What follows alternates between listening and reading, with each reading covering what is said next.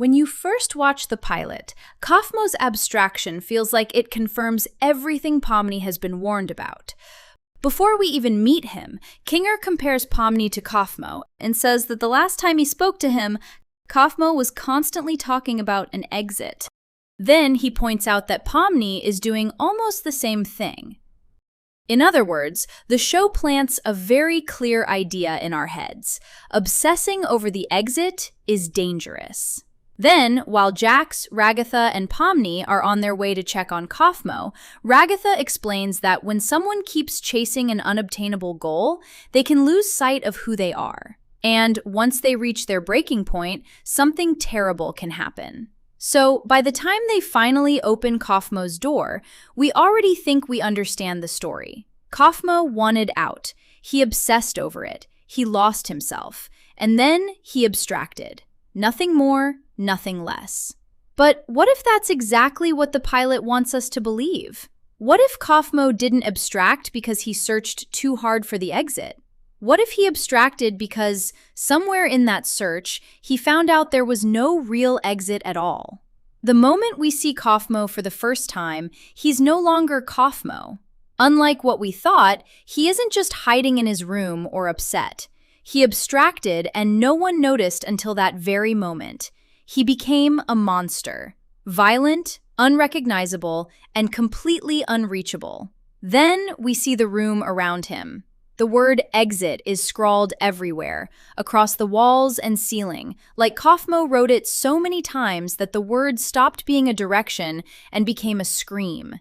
It makes him look obsessed, desperate, completely consumed by the idea of leaving.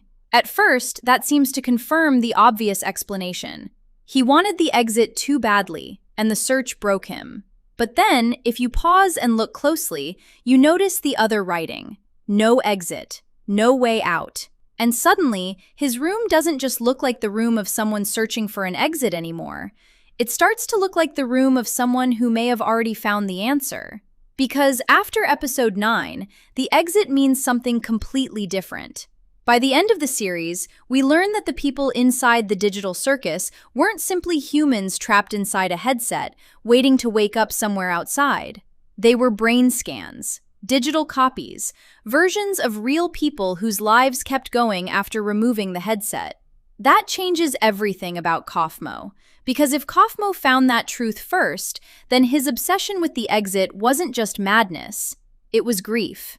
Imagine him before the pilot, still trying to be funny, still trying to be Kaufmo, still showing up for the others, at least at first. But underneath all of that, he keeps searching. Doors, hallways, glitches, anything that could prove Kane missed something, anything that could lead home. And then, by accident, he finds something else. Not the exit, something worse. Maybe an old file, maybe a corrupted scan record, maybe a hidden piece of CNA data. Maybe just enough information to understand the truth before anyone else had the words for it. They weren't trapped people, they were copies. There was no body waiting outside for Kaufmo to return to, no family searching for him, no friends wondering where he'd gone, no old life paused somewhere beyond the screen. Because from the outside, nobody was missing. The original Kaufmo, whose real name is Doug, simply took off the headset and went home, without knowing about the other version of him he left behind, trapped inside a digital circus. That kind of truth wouldn't just scare someone. It would break the entire shape of their reality. Because what does going home mean if home belongs to someone else now? What does escape mean if the real world never noticed you were gone? What are you supposed to do when the life you're trying to return to was never yours anymore?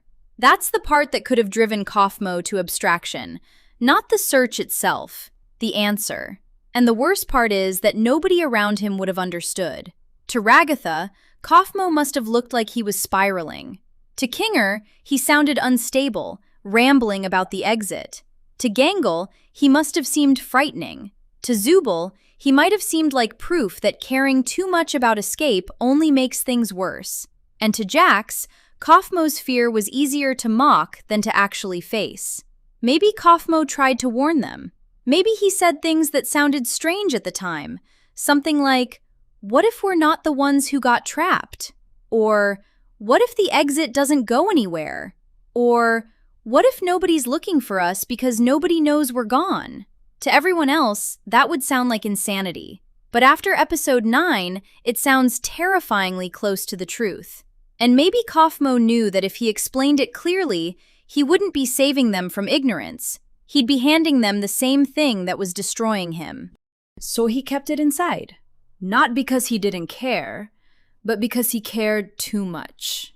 Maybe he looked at Ragatha trying to hold everyone together, at Gangle barely keeping herself steady, at Kinger already slipping in and out of clarity, at Zooble already uncomfortable in their own body, and at Jax hiding everything behind sarcasm and thought, if I say this out loud, I'll break them too.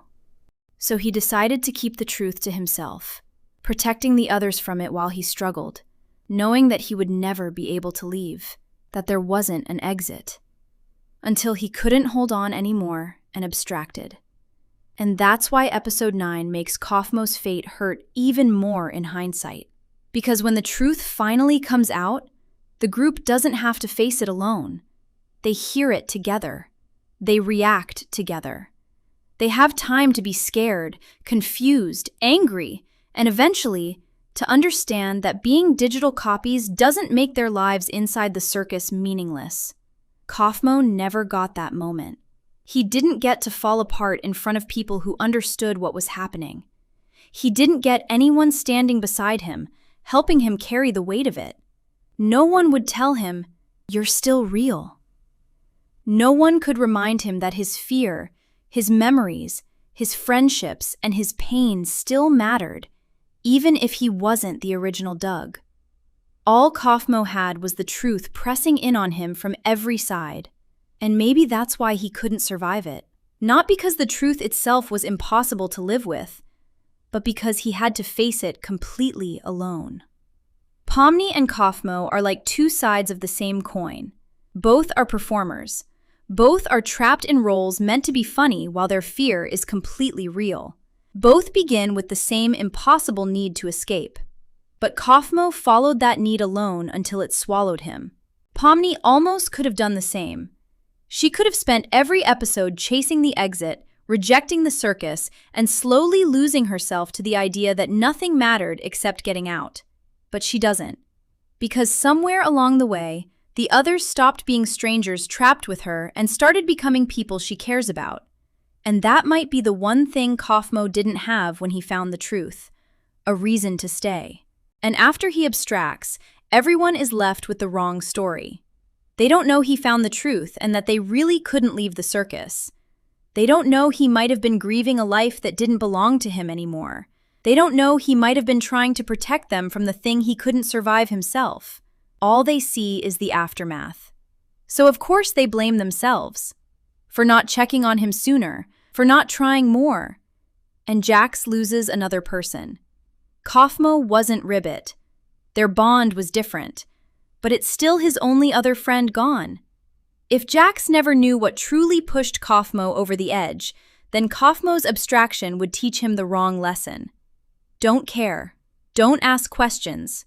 Don't get close. Because caring doesn't save anyone. It only gives you someone to lose. That's what makes this so tragic. Everyone thinks Kaufmo abstracted because he became too obsessed with escaping. But he was just caught between the hope that there had to be an exit and the horror that there wasn't. He abstracted because he discovered the truth too early and wasn't ready to face it. Not alone. So what do you think? Did Kaufmo abstract because he was desperate to find an exit? Or did he abstract because he discovered the brain scan truth before anyone else was ready to hear it? Drop your answer in the comments. I'll see you in the next one.